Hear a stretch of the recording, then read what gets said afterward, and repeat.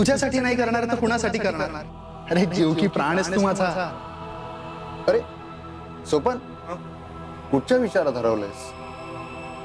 काही नाही, फक्त मला एक सांग, ही नाणी तू का वाटतोयस? म्हणजे तुझ्याही बाबतीत तेच झालंय जे माझ्या बाबतीत झालंय?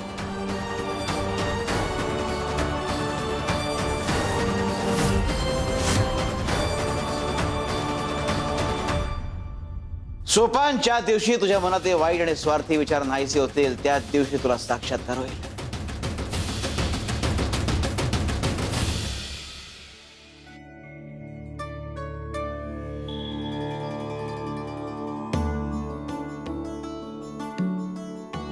गोपाळ बुवा, स्वामी देव पुन्हा स्थानावर आले हे बघून इतकं बरं वाटतंय ना, अगदी समाधान वाटतंय.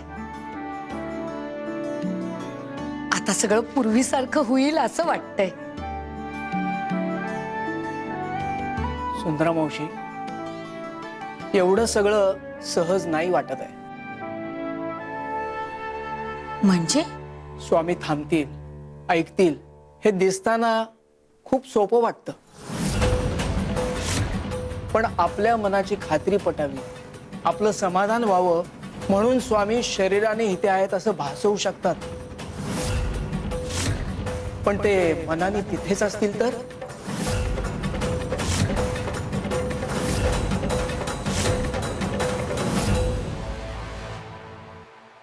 नाही, हे मी माझ्या मर्जीने नाही करत आहे. हे मला स्वामींनी सांगितले. स्वामींनी सांगितले म्हटल्यावर हे काम करावंच लागेल. पण सगळ्यात दुःखी माणूस मी कुठे शोधू? इथे तर सगळेजण आपापलं दुःख लपवून जगतायत. खरं दुःख मी शोधू कुठे?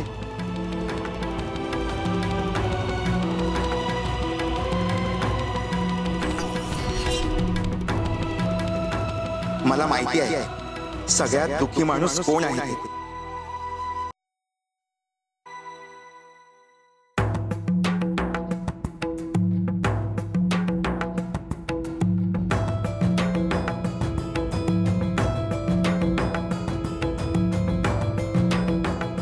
स्वामी देवा, ही फुलं? हाय सोपान,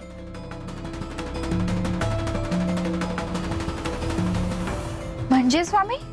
फुलं जेव्हा ताजी असतात तेव्हा ती सुगंध देतात, रंग देतात, आनंद देतात. पण तीच फुलं जर बराच काळ पानात घट्ट बांधून ठेवली, हवा नाही, पाणी नाही, सूर्यकिरणांचा प्रकाश नाही, तर काय होतं? ती फुलं कोमेजतात. असंच माणसाचंही असतं. तो जर बराच काळ स्वार्थाच्या आवरणात राहिला तर तो स्वतःचं खरं रूप विसरतो. आतापर्यंत स्वार्थ हे सोपानचं विश्व होता. मी, माझं, माझ्यासाठी, यातच तो रमला होता. या पलीकडे त्याला काही दिसत नव्हतं. सोपान, तुझ्या भोवतीचं स्वार्थाचं आवरण मी काढतोय. जरा दुखेल, त्रास होईल, पण त्या वेदनेशिवाय तुला वस्तुस्थितीचं दर्शन होणार नाही. खरंय स्वामी देवा, स्वार्थ म्हणजे आयुष्य नाही आणि धनसंपत्ती म्हणजे विश्व नाही. एकदा कोमेजलेली फुलं पुन्हा ताजी होऊ शकत नाही, पण माणसाने ठरवलं तर तो नक्की सुधरू शकतो.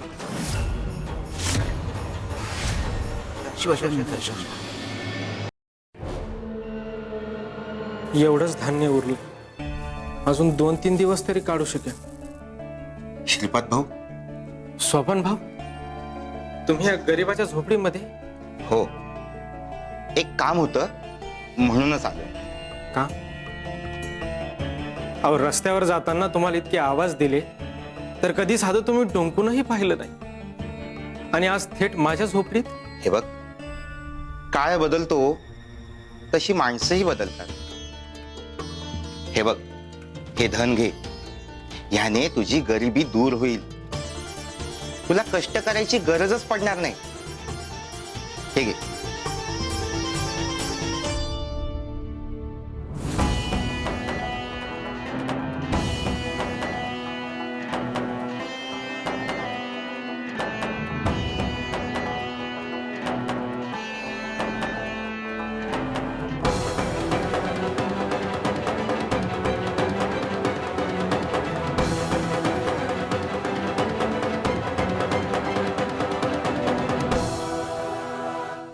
हे सगळं माझ्यासाठी?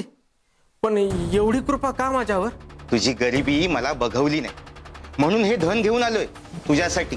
आता तुझं आयुष्य बदलेल. पण आजच्या काळात कोणी कुणावर एवढे उपकार करत नाही. स्वतःचं धन कोणी इतकं सहज देत नाही. मग तुम्ही का देताय? हे बघ, मी मदत म्हणून करतोयस हे सगळं. ते धन ठेव तुझ्याजवळच. हे धन चोरीचं तर नाही ना? लुबाडलेलं तर नाही ना? या धनाला शाप तर नाही लागलेला ना? नाही नाही नाही, असं काही नाही. हे बघा, हे धन नकोय मला. हे बघ, असं का करतोयस तू? का नको? आयतं धन घेणं चांगलं नसतं. अहो ते टिकत नाही. अहो आयतं धन घेतलं की मोह वाढतो, स्वार्थ वाढतो आणि व्यसन चिटकतात. या आयत्या मिळालेल्या धनाने मला पाहिजे तेवढा आनंद झाला नाही.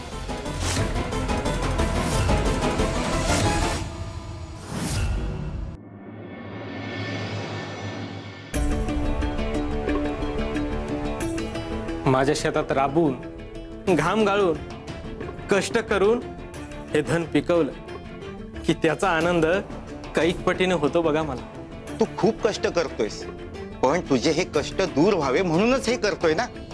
हे धन घे, तू समाधानी राहशील. हे घे. नको सोपन भाऊ. अहो कष्टाने कमवलेली भाकर समाधान देते आणि रात्री मला चांगली झोप लागते. माझं खरं सुख धनात नाही, हो समाधानात आहे.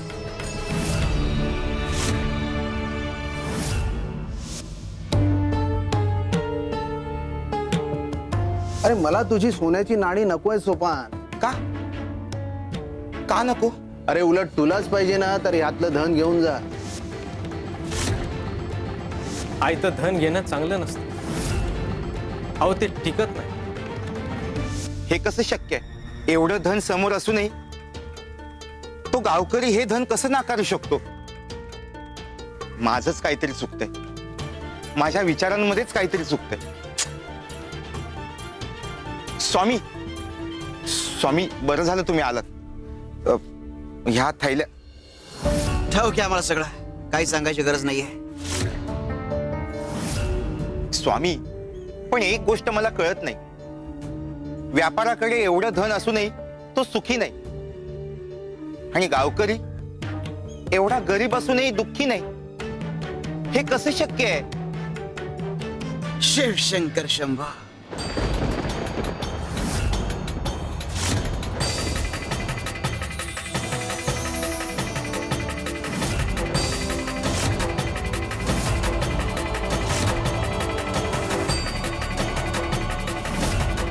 हे काय? स्वामी, हा तर हिरा आहे स्वामी. नीट निरखून पहा. स्वामी, हिराच आहे तो. हे घे, ठेवणार तर.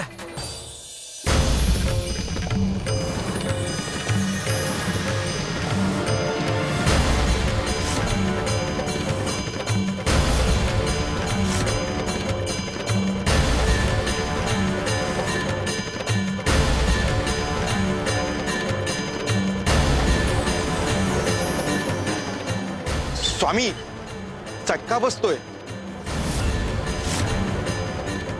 शिवशंकर शंभा.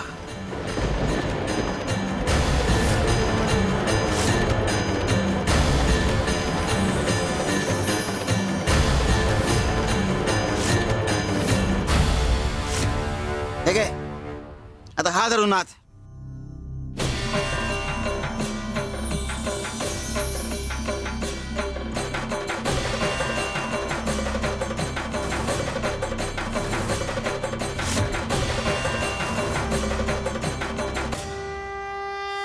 स्वामी, ह्याने चटका नाही लागत. पण हे सगळं दाखवून तुम्हाला काय सांगायचंय? हा तापला नाही कारण हा खरा हिरा आहे. खरा हिरा तापत नाही, तो थंड असतो. आणि जो तापला तो काचेचा तुकडा होता.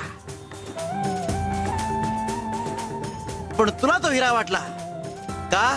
तर तुझ्या बघण्याचा दृष्टिकोन. हेच घडतं खऱ्या आयुष्यात सुद्धा.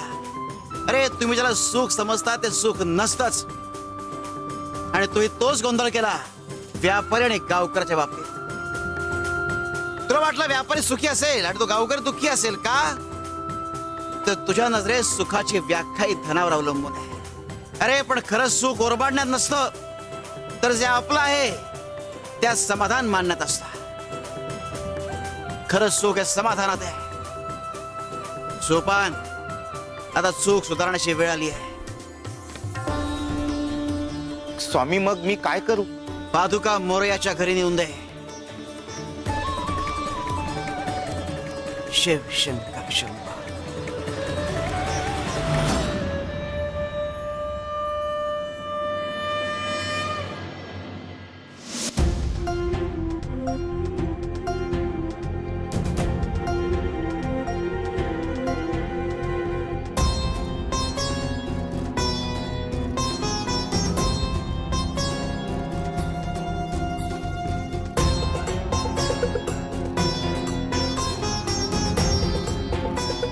बुवाला आम्ही स्वतःच्या हाताने दूध देतो, म्हणजे बुवा आमच्यावर खुश होईल आणि मग म्हणेल, कशी ग आमची कपिला. कपिलाताई द्या इकडे, मी देते स्वामी देवांना. अहो मी आल्यापासून माझ्याशिवाय दुसऱ्या कुणाकडून ते काही घेत नाहीये. का सुंदरा मावशी, स्वामींची सेवा फक्त तुम्हीच करायची का? आम्हालाही सेवा करायची आहे स्वामींची. मीच देणार, समजला? स्वामी घ्या, अहो गरम आहे दूध, पिऊन घ्या. सुंदरे पेला घे. स्वामी अहो मी देते ना, माझ्या हातून घ्या दुधाचा पेला. हा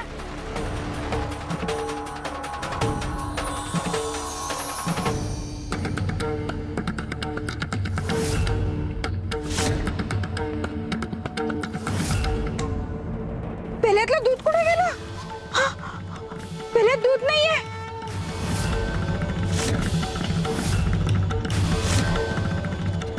आहे आहे, घ्या स्वामी घ्या.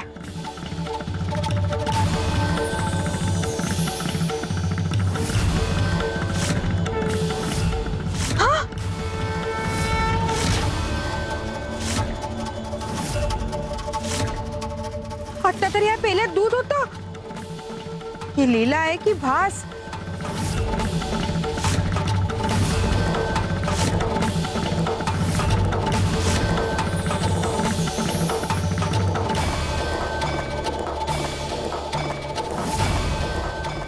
काय चाललंय? कपिलाताई अहो थांबा. हा कसला तरी संकेत आहे, तो ओळखा जरा.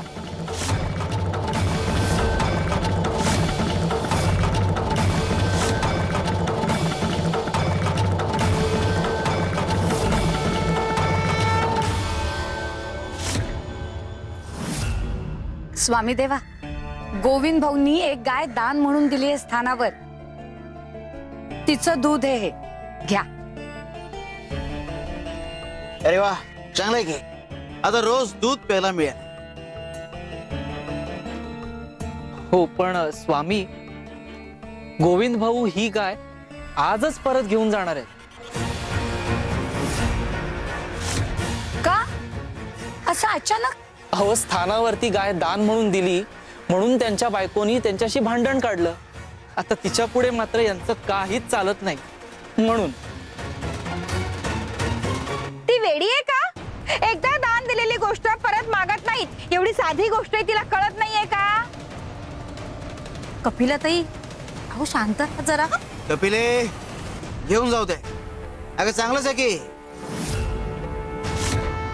नाहीतर काय, रोज शेण काढा, चारा खाऊ घाला, दूध काढा, लक्ष द्या, त्रास वाचला. स्वामी अहो आत्ताच तुम्ही म्हणालात, वा छान, आता रोज दूध प्यायला मिळेल. आणि आता म्हणताय ते शेण कोणी काढायचं, गाईची सेवा कोणी करायची, काय त्रास? नक्की काय सांगायचंय तुम्हाला? श्री स्वामी समर्थ. कपिलाताई, स्वामीदेव काय सांगतायत येते का लक्षात? नाही. अहो स्वामीदेव सांगतायत, परिस्थिती बदलली म्हणून मनस्थिती बदलणं म्हणजे आपणच आपल्या आयुष्याच्या आनंदाची किल्ली परिस्थितीच्या हातात देण्यासारखं आहे. सुखात माजलो तर दुःखात कोसळून जाणं ठरलेलंच आहे. आणि दुःखात खचलो तर आयुष्य आपल्याला जो धडा शिकवू पाहतोय तो नाकारण्यासारखं आहे. म्हणून सुखात नम्र राहणं आणि दुःखात स्थिर राहणं ही शहाणपणाची खूण आहे. परिस्थिती असते ती बदलण्यासाठी आणि मनस्थिती असते ती टिकून राहण्यासाठी. सुखात माजणं म्हणजे अज्ञान आणि दुःखात खचणं म्हणजे अविश्वास. पण या दोन्ही अवस्थांमध्ये जो स्वतःला सांभाळतो, स्थिर राहतो, तोच खरा मुक्त माणूस. अगं दूध मिळालं तरी ठीक आणि नाही मिळालं तरी ठीक. जो दोन्ही अवस्थेत शांत राहतो तो खरा श्रीमंत.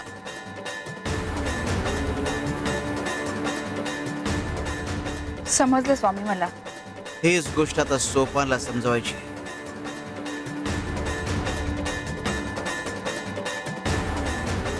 शिवाय शंकर नमामि शंकर शिवशंकर शंभो. हे गिरिजापती भवानी शंकर शिवशंकर शंभो.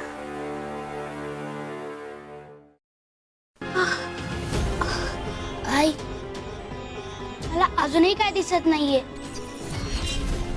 सगळीकडे अंधारच आहे. मी बरं होईल ना? तू लवकरच बरा होशील बाळा. तुला काहीच होणार नाही.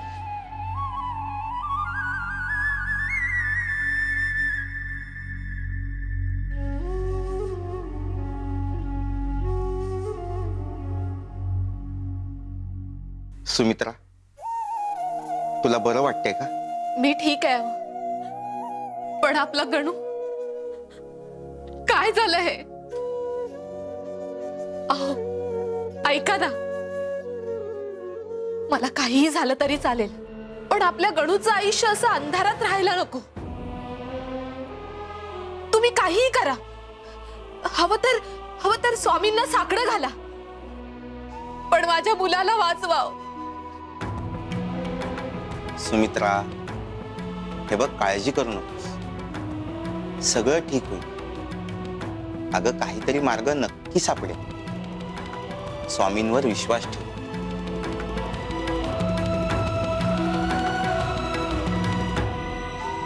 सोपान सोपान सोपान सोपान सोपान. हे आवाज सोपान सोपान सोपान सोपान.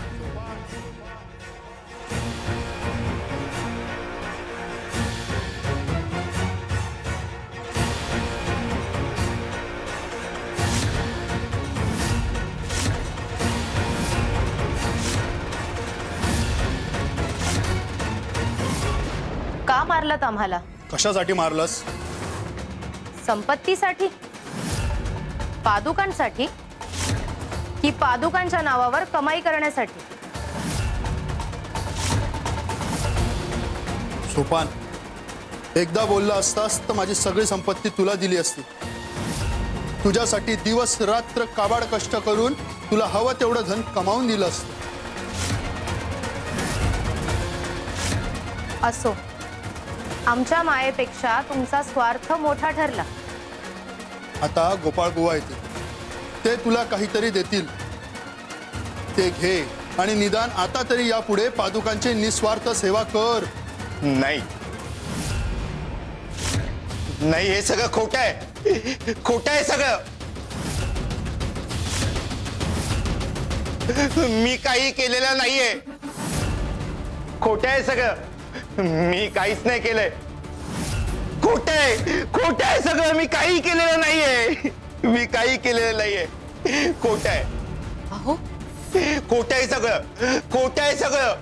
काय झालं? असं एकटक कोणाशी बोलताय?